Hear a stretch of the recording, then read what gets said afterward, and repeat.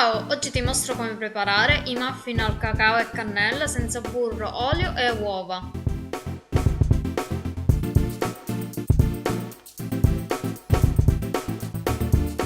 In una ciotola verso lo zucchero di canna, con la farina, il cacao, la cannella ed il lievito setacciati.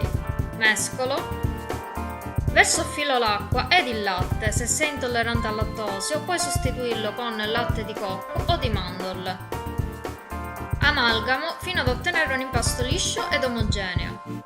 Trasferisco in dei perottini con la carta per i muffin e cuocio nel forno preriscaldato a 180 gradi per 25 minuti. Intanto preparo la glassa. In un piatto verso lo zucchero a velo, un goccio d'acqua ed amalgamo fino ad ottenere una consistenza tale da poter essere utilizzata per decorare. Verso sui muffin formando dei ghirigori e copro con gli zuccherini colorati. Ed ecco pronta una colazione o una merenda golosa, senza grassi, facile e velocissima da preparare.